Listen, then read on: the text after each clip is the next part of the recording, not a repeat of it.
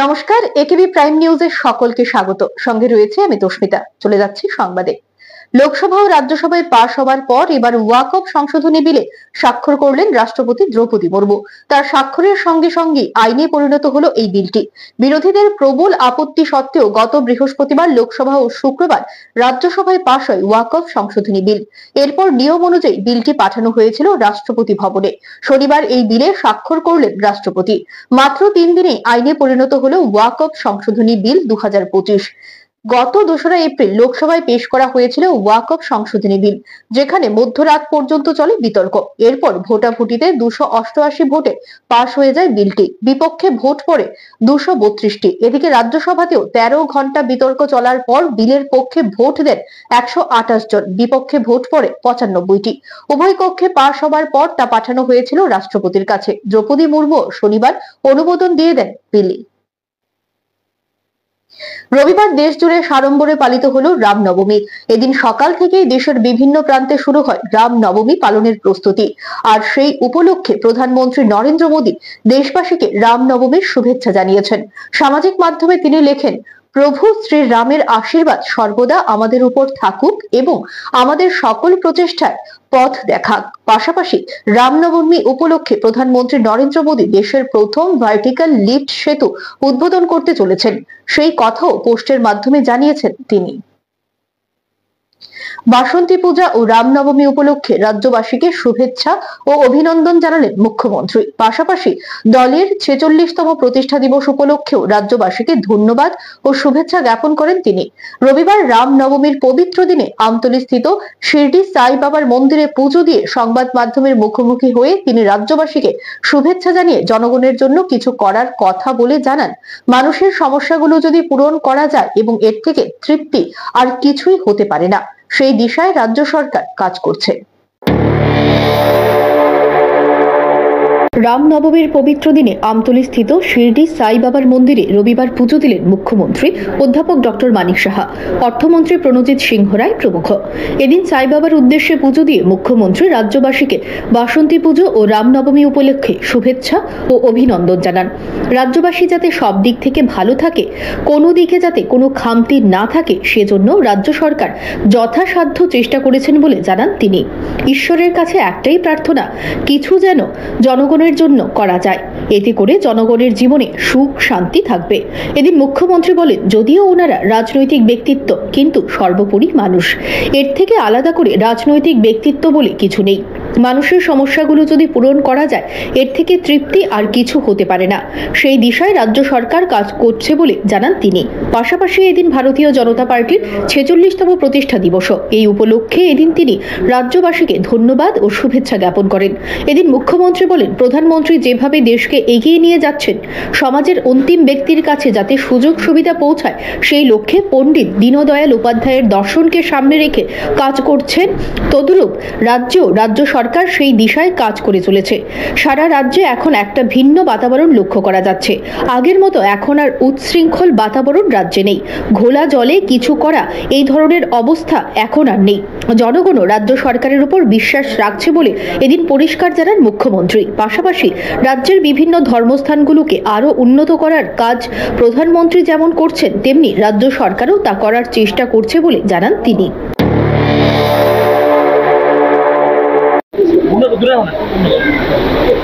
বসন্তকালে বাসন্তী পূজা আর আজকে রামনবমী।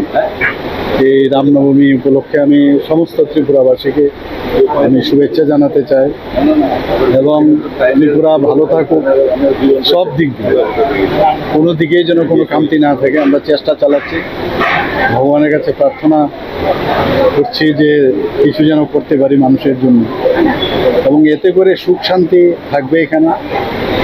এবং আমরা যদিও রাজনৈতিক ব্যক্তিত্ব, কিন্তু পাশাপাশি আমরা কিন্তু হিউম্যান বিইংস থেকে আলাদা করে রাজনৈতিক ব্যক্তিত্ব বলে কিছু নেই। তো মানুষের হিউম্যান টাচ যে বিষয়টা, মানুষের যে সমস্যাগুলো, সেই সমস্যাগুলো যদি আমরা পূরণ করতে পারি, এর থেকে বড় স্যাটিসফ্যাকশন আর কিছু হতে পারে, এবং সেই দিশায় আমরা কাজ করছি। Bureau report, AKB TV. এখন সময় বিজ্ঞাপনের জন্য ছোট্ট একটি বিরতি, সঙ্গে থাকুন।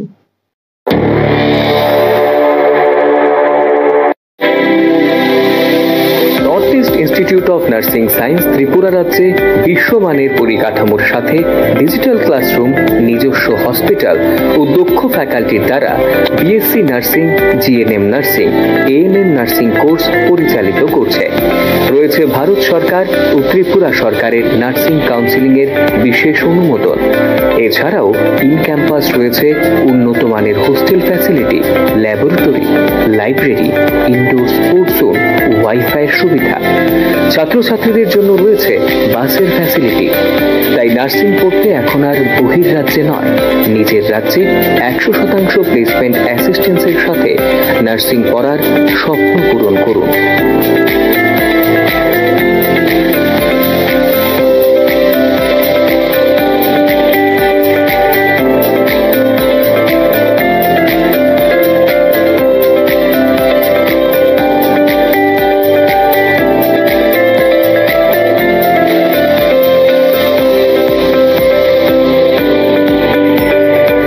জন্য আজই যোগাযোগ করুন north East Institute of Nursing science, Agartala, Amtali bypass. Phone নম্বর 7085155609, 7005127202, 0381231506, 8257808056 অথবা ভিজিট করুন www.neins.ind.in, a unit of Devlook Hospital.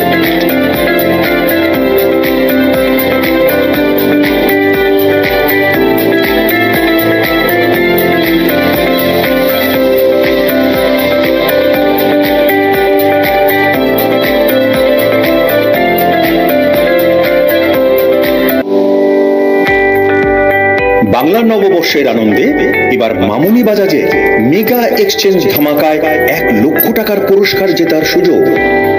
হ্যাঁ, একদম ঠিক শুনছেন, আপনার জন্য 1 লক্ষ টাকার পুরস্কার জেতার সুযোগ দিচ্ছে মামুনি বাজাজ। তাহলে আপনার স্বপ্নের বাজাজ বাইকটি কিনতে সোজা চলে আসুন মামুনি বাজাজের শোরুমে। নিয়ে আসুন আপনার যে কোনো পুরনো মোটরসাইকেল অথবা স্কুটার, আর নিয়ে যান ওয়ার্ল্ড ফেমাস বাজাজ মোটরসাইকেল। এছাড়াও পাচ্ছেন 10 লিটার পেট্রোল, অ্যাক্সেসরিজ সহ হেলমেট সম্পূর্ণ বিনামূল্যে। এই আকর্ষণীয় অফারটি চলবে 30 এপ্রিল 2025 পর্যন্ত। Mamuni Bajaj, motor stand, Bishalgarh, Sepahijala, Tripura. Phone number 9612133889, 9089440011।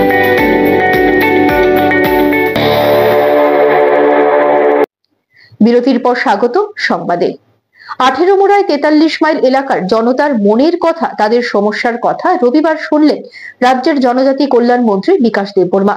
জানালেন সমস্যা নিরসনে রাজ্যের মুখ্যমন্ত্রীর দিশায় তিনি কাজ করে চলেছেন।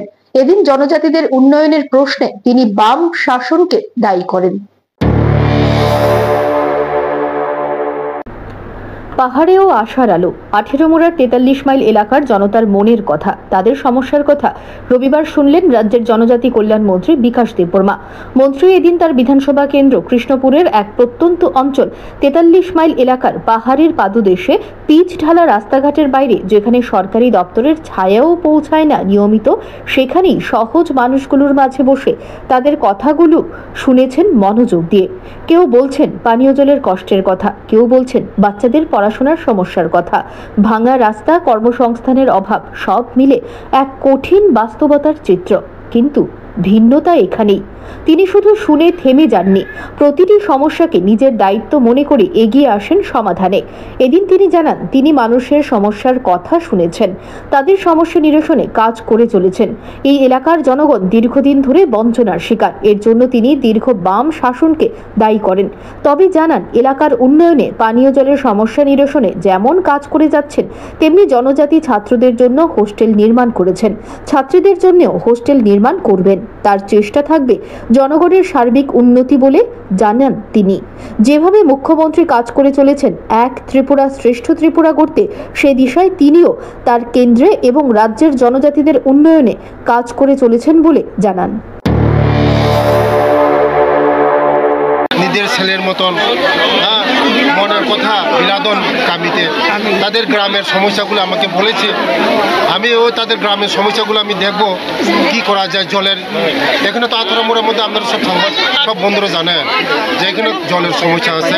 এই জলের সমস্যাটা কীভাবে সমাধান করা যায় আমি দেখছি। গতকাল এই মোটরটা চালু হয়েছে, কীভাবে তাদের পুরাতন বসিতে জলটা নেওয়া যায় এটা আমি দেখছি। তাদের এই জলের সমস্যার কথা বলছে। আর ঘর দীর্ঘদিন 35 বছর ছিল এই বামফ্রন্ট সরকার, কোনো ঘরের ব্যবস্থা হয়নি তাদের, কিন্তু এবার তাদের ঘরের ব্যবস্থা হবে। কারণ এখন জিও টেকিং হয়েছে, তাদের জিও টেকিংয়ের মাধ্যমে নতুন ঘর পাবে তারা। আগামী দিন তারা সব পাবে। এই এলাকায় শিক্ষা ব্যবস্থার জন্য শিক্ষার ব্যবস্থা বলতে কোনো কিছু নেই এখানে। গতদিন শুধু আমাদের জনজাতি ভাই বোনদেরকে ঠকিয়েছে, ভোট রাজনীতি করেছে, জনজাতিদেরকে অশিক্ষিত করেছে, জনজাতিদেরকে গরিব করিয়েছে। গরিব বলতে একদম গরিব, একদম অন্তদয়, সবাই অন্তদয় গরিব। শিক্ষিত বলতে কোনো শিক্ষার হার কোনো কিছু নেই, সবাই পড়াশোনা নেই। তার জন্য আমি আমার চেষ্টায় আজকে এখানে হোস্টেলের ব্যবস্থা করেছি, বয়স হোস্টেল 50টা হোস্টেলের ব্যবস্থা করেছি। আগামী দিন আরও এই গার্লস হোস্টেলের ব্যবস্থা করব, স্কুলের ভালো ব্যবস্থা করব। কারণ স্কুল শিক্ষা দীক্ষা উন্নতি না হলে জাতি উন্নতি হবে না। তার জন্য শিক্ষায় উন্নতি করার জন্য আমি ব্যবস্থা করছি। Bureau report, AKV TV. প্রয়াত সীতারাম ইয়েচুরির উত্তরসূরি হতে চলেছেন কেরলের প্রাক্তন মন্ত্রী ও প্রাক্তন রাজ্যসভার সাংসদ এম.এ. বেবি।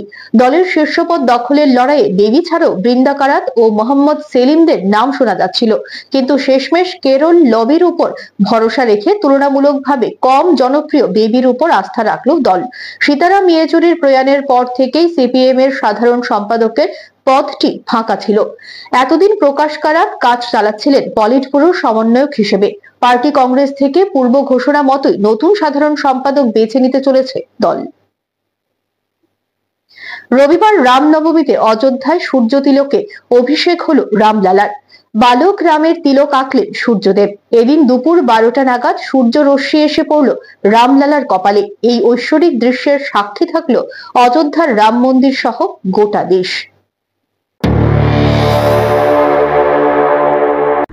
রামনবমী তিথিতে অযোধ্যায় সূর্য তিলকে অভিষেক হলো রামলালার। রবিবার দুপুর 12টা নাগাদ সূর্য রশ্মি এসে পড়ল রামলালার কপালে। সবটাই সম্পন্ন হয়েছে প্রযুক্তির ভিত্তিতেই। সঙ্গে সূর্য তীরে জ্বলল লক্ষদ্বীপ। রবিবার ছিল রামনবমী, সেই উপলক্ষে অযোধ্যার রাম মন্দিরে ছিল উপচে পড়া ভিড়। এদিন সকাল থেকেই এই মাহেন্দ্রক্ষণের অপেক্ষায় ছিলেন পুরোহিত থেকে শুরু করে ভক্তরা সকলে। দুপুর 12টা বাজতেই সূর্য রশ্মি এসে তিলক আঁকল। বিশেষ পুজোর মাধ্যমে অভিষেক করা হয় রামলালার। প্রায় 6 মিনিট এই তিলক থাকে। আইআইটি রুরকির বিজ্ঞানীরা সূর্য তিলকের জন্য একটি বিশেষ অপটোমেকানিক্যাল সিস্টেম তৈরি করেছিলেন। মন্দিরের উপরতলায় ইনস্টল করা একটি আয়না সূর্যের আলো পড়লে তার ঠিক 90 ডিগ্রিতে একটি পাইপের মাধ্যমে প্রতিফলিত হয়ে রামলালার কপালে এসে পড়ে। তখন পাইপের অন্য প্রান্তে দ্বিতীয় আয়না রাখা হয়। এই আয়না ব্যবহার করে সূর্য রশ্মিকে আবার প্রতিফলিত করানো হয়। এরপর একটি পিতলের নলের সাহায্যে আবার 90 ডিগ্রিতে প্রতিফলিত করানো হয়। এই সূর্য তিলকের মাপ 75 মিমি। গতবারও এই ঘটনার সাক্ষী হয়েছে গোটা বিশ্ব। এবার একই ঘটনা দেখলেন ভক্তরা। Bureau report, AKV TV. ক্ষমতায় এসেছেন মাত্র 2.5 মাস হয়েছে। তার মধ্যে দেশে প্রবল বিক্ষোভের মধ্যে পড়লেন আমেরিকার president Donald Trump. Washington, Colorado, Florida, Los Angeles ও হাউস্টন সহ আমেরিকার বিভিন্ন প্রদেশে ট্রাম্পের বিরুদ্ধে বিক্ষোভ হয়। কর্মী ছাঁটাই, শুল্ক নীতি, নাগরিক স্বাধীনতা খর্ব করার নীতির বিরুদ্ধে হয় এই বিক্ষোভ কর্মসূচি। মার্কিন প্রেসিডেন্ট ডোনাল্ড ট্রাম্পের বিরুদ্ধে আমেরিকার রাজপথে নামল জনঢল। নিউ ইয়র্ক থেকে ওয়াশিংটন, লস অ্যাঞ্জেলস থেকে হিউস্টন, সর্বত্রই একই দৃশ্য পরিলক্ষিত হয় রবিবার। হাজার হাজার মানুষ নেমে এসেছেন রাজপথে, তাদের হাতে প্লেকার্ড। আমেরিকার 1200-র বেশি জায়গায় দেখা গেছে এই হ্যান্ডস অফ প্রোটেস্ট। 150-র বেশি সংগঠন বিক্ষোভ মিছিলে নেতৃত্ব দেয়। সকলের একই দাবি, আমরা আমাদের গণতান্ত্রিক অধিকার হারাচ্ছি। তাদের গর্জন, ট্রাম্প একজন বদ্ধ উন্মাদ, উনি আমাদের বিশ্বব্যাপী মন্দার দিকে ঠেলে দিচ্ছেন। পরিস্থিতি এতটাই উত্তপ্তকর হয় যে হোয়াইট হাউসকে রীতিমতো ট্রাম্পের পক্ষে বিবৃতি দিতে হয়েছে। এই বিবৃতিতে ডেমোক্র্যাটদের কাঠগড়ায় তুলে বলা হয়েছে, রাষ্ট্রপতি ট্রাম্পের অবস্থান স্পষ্ট। তিনি সবসময়ই মানুষের সামাজিক নিরাপত্তা, চিকিৎসা ও যোগ্য সুবিধাভোগীদের জন্য জনস্বাস্থ্য বীমার অধিকারকে রক্ষা করবেন। অন্যদিকে ডেমোক্র্যাটরা চায় অবৈধ অভিবাসীদের সামাজিক নিরাপত্তা, চিকিৎসা ও স্বাস্থ্য বীমার সুবিধা প্রদান করা, যা সরকারের প্রকল্পগুলোকে ধ্বংস করে দেবে এবং মার্কিন প্রবীণদের ধ্বংস করবে। Bureau report, AKB TV. 6 April ছিল ভারতীয় জনতা পার্টির প্রতিষ্ঠা দিবস। এবছর দলের 46তম প্রতিষ্ঠা দিবস। প্রতি বছরের মতো এবছরও যথাযোগ্য মর্যাদায় দলের প্রতিষ্ঠা দিবস পালন করা হয়। এদিন সকালে রাজধানীর প্রদেশ কার্যালয়ের সামনে দলের প্রতিষ্ঠা দিবস উদযাপন করা হয়। সেখানে উপস্থিত ছিলেন মুখ্যমন্ত্রী ডক্টর মানিক সাহা, মন্ত্রী রতনলাল নাথ, সাংসদ রাজীব ভট্টাচার্য, আগরতলা পুর নিগমের মেয়র দীপক মজুমদার ও দলের সহ সভাপতি সুবল ভৌমিক সহ আরো অনেকে। অনুষ্ঠানের প্রথমে দলীয় পতাকা উত্তোলন করেন মুখ্যমন্ত্রী। এরপর সমবেত জাতীয় সঙ্গীত পরিবেশন করেন উপস্থিত সকলে। অনুষ্ঠানে মুখ্যমন্ত্রী তার বক্তব্যে বলেন, ভারতীয় জনতা পার্টির জন্য 6 এপ্রিল একটি বিশেষ দিন। এই দিনে দল প্রতিষ্ঠিত হয়েছিল। এবছর 46তম প্রতিষ্ঠা দিবস। সারা দেশের সব জায়গায় এই দিনটি পালন করা হচ্ছে। আমরা যে দলের হয়ে কাজ করছি, এই দলের কথা সকলেই জানেন বলে তিনি জানান।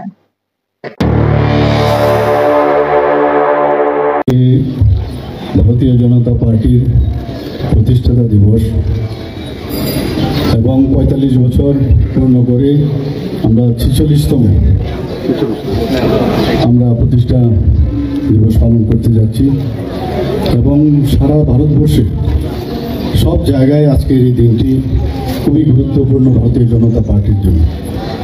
এখানে আমার পূর্ববর্তী বক্তা, যিনি আমাদের ত্রিপুরা প্রদেশ বিজেপির মাননীয় সভাপতি এবং রাজ্যসভার মাননীয় সদস্য এখানে উপস্থিত আছেন, উনিও বিস্তারিত এখানে আলোচনা করেছেন।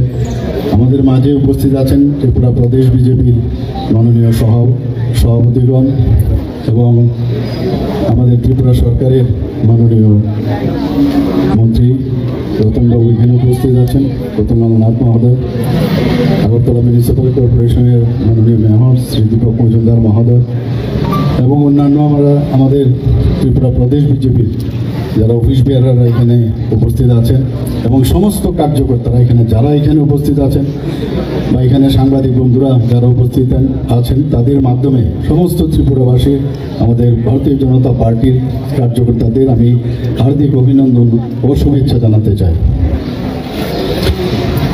আমরা যে পার্টি করি সেই পার্টির মাহাত্ম্য সম্পর্কে সবাই জানে। এই পার্টি কার্যকর্তাদের পার্টি। 6 এপ্রিল রবিবার আগরতলা প্রেস ক্লাবের সাধারণ নির্বাচন অনুষ্ঠিত হয়। এদিন প্রেস ক্লাবে প্রথমে দ্বিবার্ষিক সাধারণ সভা অনুষ্ঠিত হয়। দ্বিবার্ষিক সাধারণ সভার পর 2 বছরের জন্য প্রেস ক্লাব নতুন পরিচালন কমিটির ভোট গ্রহণ করা হয়। ভোট পর্ব চলে বিকেল পর্যন্ত। দ্বিবার্ষিক সাধারণ সভায় উপস্থিত সাংবাদিক প্রণব সরকার বলেন, নির্বাচনের পর সকলে আমরা এক জায়গাতেই থাকব, একসাথেই মিলেমিশে আমরা কাজ করব। আমরা এখন দেখি যে প্রেস ক্লাবকে কলঙ্কিত করার চেষ্টা চলছে। আপনারা সকলে জানেন যে সুপ্রিম কোর্টেরও সমালোচনা হয়, সুপ্রিম কোর্টেরও বিরোধিতা আসে, তাদের নিয়ে আমরা লেখালেখি করি। এর মানে কি তাহলে সুপ্রিম কোর্টকে কলঙ্কিত করা হচ্ছে? মোটেই না। এর মানে সুপ্রিম কোর্টের কোনো ব্যক্তির সিদ্ধান্তের বিরুদ্ধে সমালোচনা করা হচ্ছে বলে তিনি জানান।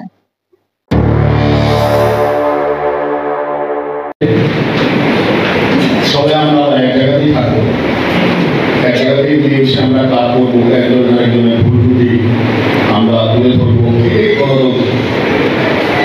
আমরা যদি দেখি যে অনেকেই বলেছেন যে দেশটাকে কলঙ্কিত করার চেষ্টা হয়েছে। আপনারা জানেন, যারা এখানে সাংবাদিকরা বা কর্মীরা আছেন, আপনারা জানেন যে সুপ্রিম কোর্টেরও সমালোচনা হয়। যে আমরা লেখালেখি করি তার মানে কি আমরা সুপ্রিম কোর্টকে লঙ্ঘিত করা হচ্ছে না, তা ব্যক্তি কোনো সিদ্ধান্তের বিরুদ্ধে সম্পাদকের সভাপতির সিদ্ধান্তের বিরুদ্ধে কথা বলা হচ্ছে, এটাকে গুলিয়ে ফেলা ঠিক হবে না। আবারও সময় বিজ্ঞাপনের জন্য ছোট্ট একটি বিরতির, সঙ্গে থাকুন।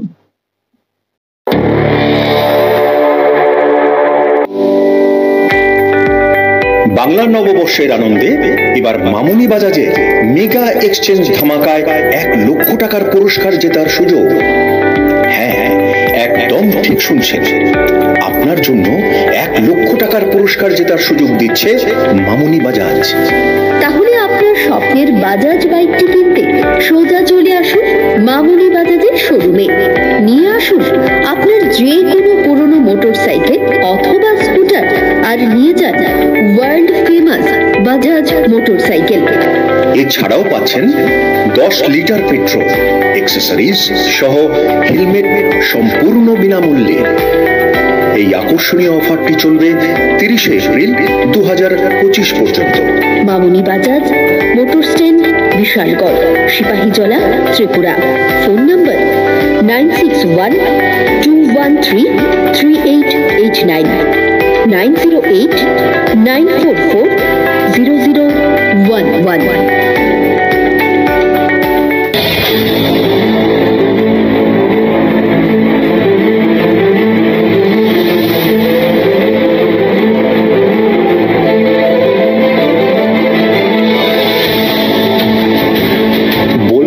আপনারা শুনবো এবং শোনাবো আমরা। চোখ রাখুন একেবি টিভির পর্দায়।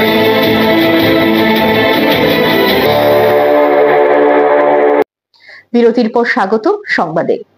রবিবার রাজধানীর প্রদেশ কংগ্রেস কার্যালয়ে যুব কংগ্রেসের এক্সিকিউটিভ কমিটির সাংগঠনিক বৈঠক অনুষ্ঠিত হয়। আয়োজিত বৈঠকে যুব কংগ্রেসের জেলা ও ব্লক সভাপতিরা অংশগ্রহণ করেন। এই বৈঠক থেকে রাজ্যের ক্রমবর্ধমান নেশার বিস্তার সহ চাকুরি নিয়ে দুর্নীতি এবং স্বজন পোষণের বিরুদ্ধে বিভিন্ন আন্দোলন কর্মসূচি স্থির করেছে যুব কংগ্রেস নেতৃত্ব। অচিরেই তারা এই সকল বিষয় নিয়ে রাজ্যব্যাপী গণ আন্দোলন গড়ে তুলবে বলে বৈঠকে একথা জানালেন যুব কংগ্রেস রাজ্য সভাপতি নীলকমল সাহা। এদিন বৈঠকে যুব কংগ্রেসের কর্মী সমর্থকদের উপস্থিতি ছিল লক্ষণীয়। দেখুন, আজকে আমাদের সাংগঠনিক জেলা সভাপতি এবং ব্লক সভাপতিদেরকে নিয়ে যুব কংগ্রেসের মিটিং। এই মিটিংয়ে আমরা আগামী দিনের যে আমাদের কর্মসূচি তা নির্ধারণ করছি। এবং আপনারা দেখেছেন রাজ্যে চারিদিকে চাকরি বাতিল হচ্ছে, সুষ্ঠুভাবে চাকরি হচ্ছে না এবং পুরো রাজ্য নেশার মেঘে আবদ্ধ। সেই নেশা এবং চাকরি নিয়ে আমরা আবারও রাস্তায় ত্রিপুরা প্রদেশ যুব কংগ্রেস নামবে। কিছুদিনের মধ্যেই আপনারা তা দেখতে পাবেন এবং তা নিয়ে আমি আমার জেলার সভাপতিদেরকে এবং ব্লক সভাপতিদেরকে আজকে এই মিটিংয়ে ডেকেছি এবং এই নিয়ে আমরা আলোচনা করছি।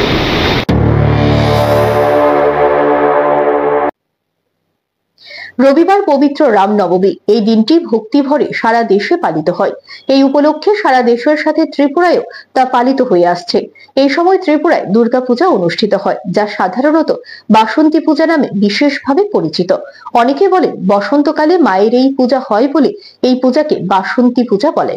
এই বাসন্তী পূজারও এদিন মহানবমী। এই পবিত্র দিনটিকে কেন্দ্র করেই রইল একেবি টিভির এই প্রতিবেদন।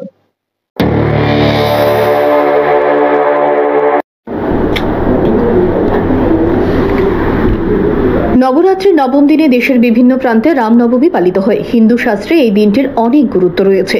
রামনবমী হলো হিন্দুদের একটি গুরুত্বপূর্ণ উৎসব। বলা হয়ে থাকে এই উৎসব সাধুদের পরিত্রাণ, দুষ্কৃতিকারীদের বিনাশ এবং ধর্ম স্থাপনের জন্য ঈশ্বরের অবতরণ করাকে নির্দেশ করে। রামনবমী উৎসব উদযাপন শুরু হয় সূর্য দেবতা প্রসন্ন করার জন্য ভোরবেলা জল নিবেদনের মাধ্যমে। এই বিশ্বাসের কারণে যে সূর্যের বংশধররা রামের পূর্বপুরুষ ছিলেন। হিন্দু চন্দ্র ক্যালেন্ডারের প্রথম মাস অনুযায়ী প্রতি বছর চৈত্র মাসের নবম দিনে উদযাপিত হয়। মর্তে ভগবান রামের বিষ্ণু অবতারের অবতারণাকে চিহ্নিত করতে রামনবমী পালিত হয়। শাস্ত্র ও পুরাণ অনুযায়ী ত্রেতা যুগে অযোধ্যায় রানী কৌশল্যা ও রাজা দশরথের ঘরে জন্মগ্রহণ করেছিলেন তিনি। শ্রীরামের উল্লেখ শুধুমাত্র হিন্দু প্রাচীন গ্রন্থেই পাওয়া যায় না, জৈন ও বুদ্ধ ধর্মগ্রন্থেও পাওয়া যায়। ভগবান রামের জন্মের দিনটি রামনবমী। ভগবান রাম অযোধ্যার রাজা। ত্রেতা যুগে অযোধ্যায় রাজা দশরথ ও রানী কৌশল্যার 4 পুত্রের মধ্যে জ্যেষ্ঠ হিসেবে জন্মগ্রহণ করেন। রাজা দশরথ পুত্র কামিষ্ঠী যজ্ঞ নামে পরিচিত একটি পবিত্র আচার পালন করেছিলেন, যা একজন ঋষি বরিষ্ঠ দ্বারা প্রস্তাবিত হয়েছিল।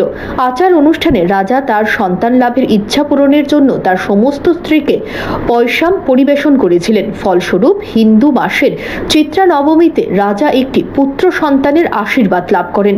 রানী কৌশল্যা রামকে জন্ম দিয়েছিলেন, যেখানে অন্যান্য রানীরা লক্ষণ এবং ভরতকে জন্ম দিয়েছিলেন।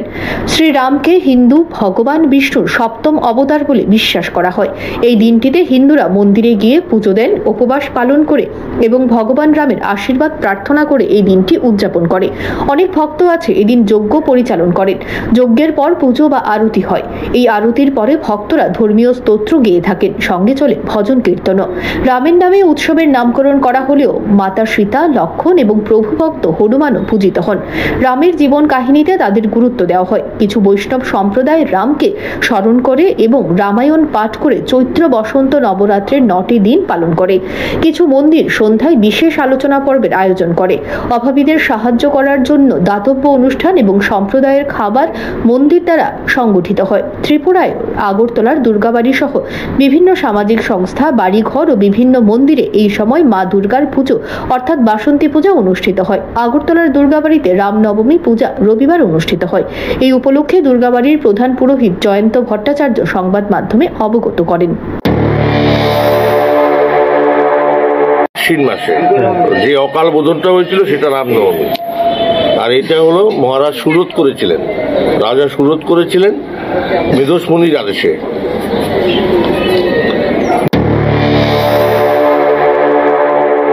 এদিন মহানবমী পুজোকে কেন্দ্র করে শ্রদ্ধালুদের ভিড় লক্ষ্য করা যায়। সকাল থেকেই এই উপলক্ষে রাজন্য স্মৃতি বিজড়িত দুর্গাবাড়িতে মায়ের পূজার্চনা উপলক্ষে উপচে পড়া ভিড় দেখা যায়। পুজো শেষে অনেকেই এদিন মায়ের উদ্দেশ্যে অঞ্জলি প্রদান করেন। অনেকেই বিশ্বাস করেন এদিন নিষ্ঠা নিয়ে পুজো করলে মনের অনেক আকাঙ্ক্ষা পূরণ হয়। ভগবানের কৃপায় সব ধরনের সংকট থেকে রক্ষা পাওয়া যায় এদিন পুজো করলে। অনেকে রামনবমীর দিন ভগবান রামের সঙ্গে দেবী দুর্গারও পুজো করেন। সেক্ষেত্রে সব ধরনের বিপদ থেকে রক্ষা পাওয়া যায় বলেও বিশ্বাস করেন অনেকে। Bureau report, AKV TV. Ramnavami উপলক্ষে রবিবার শহরে বাইক মিছিল অনুষ্ঠিত হয়। এদিন সনাতন ধর্মী যুবকরা এক সুবিশাল বাইক র্যালির আয়োজন করে ভাটি অভয়নগর স্থিত ঋষিপল্লী থেকে। প্রথমে তারা ভগবান রামকে পুজো দেয়, তারপর বাইক র্যালিতে অংশগ্রহণ করেন। র্যালিতে মোট 80 জন বাইক নিয়ে অংশ নেয়। তাদের এই বাইক র্যালির উদ্দেশ্য হলো জনজাতি সকল ধর্মের মানুষেরা একত্রিতভাবে যেন থাকতে পারে এবং রাজ্যের সব জায়গায় যাতে শান্তি প্রতিষ্ঠিত হয়, এমনটাই আয়োজকদের তরফে জানানো হয়। আজকে পুরো বিশ্বের কাছে একটি বৃহত্তর দিন। আজকে আমাদের রামজির আবির্ভাব দিবস। এই উপলক্ষে আমরা যারাই সনাতনী যুবকরা রয়েছি, আমরা একটি বাইক র্যালির আয়োজন করেছি। আমরা এই বাইক র্যালি থেকে আমরা ধর্ম বর্ণ নির্বিশেষে সকল ধর্মের মানুষকে আমরা একই বার্তা দিতে চাই যে আমরা যারা হিন্দু ধর্মে মানুষ, আমরা শান্তি সম্প্রীতি চাই, আমরা ভ্রাতৃত্ববোধ চাই, আমরা সবাইকে নিয়ে সুন্দরভাবে থাকতে চাই।